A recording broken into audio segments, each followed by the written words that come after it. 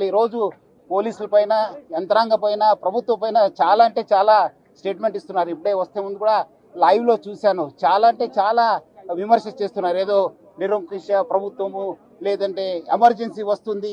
Emergency ఉంటే మీరందరూ ఉండేవాళ్ళ? ఈరోజు మీ అందరితో మాట్లాడేవాడా? మీ అందరు కూడా లోపల ఉండేవాళ్ళు. సో అది అర్థం చేసుకోవాలి. చట్టం తను పని చేస్తుంది. డెఫినెట్లీ చట్ట భాగంగా ఏమైనా మనం డెఫినెట్లీ పోతాను, మనము అక్కడ సెర్చ్ చేస్తాను, కావాల్సిన వాళ్ళు అరెస్ట్ చేస్తాను, చట్టం ముందు పెడతాను, అప్పుడు చట్టం చూసుకుంటుంది. సో అందుకు ఎవరు కూడా మీరు విమర్శ చేయవచ్చు, కానీ వాళ్ళు చరిత్ర హాని చేయడం కానీ వాళ్ళపైన ఏం ఆధారం లేకుండా చేయడం చాలా బాధము. డెఫినెట్లీ చట్టం తన పని చేస్తుంది. ఇంకెక్కువ మాట్లాడుతున్నారు కొంతమంది. అయితే ఎమర్జెన్సీ అయితే మీరు బయట ఉండురా, లోపల ఉందరు. ఎవరు ఎక్కడ ఉండాలో కాలం నిర్ణయిస్తుంది, ప్రజలు నిర్ణయిస్తారు. ఒళ్ళు దగ్గర పెట్టుకుని ఉంటే మంచిది.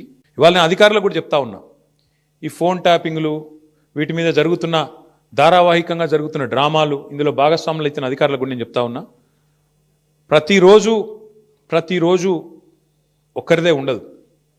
ఇంకో 2-2.5 ఏళ్లలో మళ్ళీ మా ప్రభుత్వం తప్పకుండా వస్తుంది. మీకు తెలుసు, అది ప్రజల మూడు మీకు తెలుసు. మన గ్రామ పంచాయతీ ఎన్నికలు చూసినారు, మీకు తెలుసు.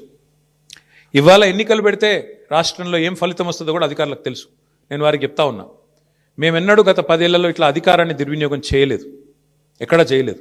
ముఖ్యంగా పోలీస్ వ్యవస్థను ఇంత అడ్డంగా దుర్వినియోగం చేసి ఏదైతే ఇవాళ నాటకాలు ఆడుతున్నారో వాళ్ళందరికీ నేను ఒకటే చెప్తా ఉన్నా, మీరు బలవుతారు, మధ్యలో మీరు బలవుతారు. రేవంత్ రెడ్డి రాజకీయ క్రీడలో మీరు బలవుతారు.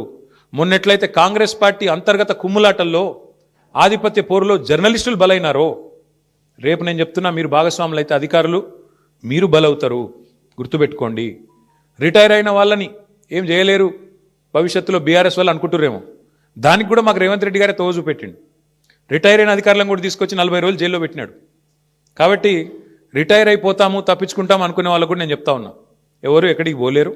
ఇప్పుడు ఎవరెవరైతే రేవంత్ రెడ్డి గారు ఆడిచ్చినట్టు ఆడుతుండ్రో, అక్రమమని తెలిసి కేసులు పెడుతుండ్రో, అక్రమమని తెలిసి అడ్డదారులు దొక్కుతున్నారో, ఈ టైప్లో ఆయన ఆడిచ్చినట్టు ఆడితే మాత్రం మీకు కూడా తప్పకుండా భవిష్యత్తులో మరి చట్టపరంగా, న్యాయపరంగా మీకు కూడా ఇబ్బందులు ఉంటాయి.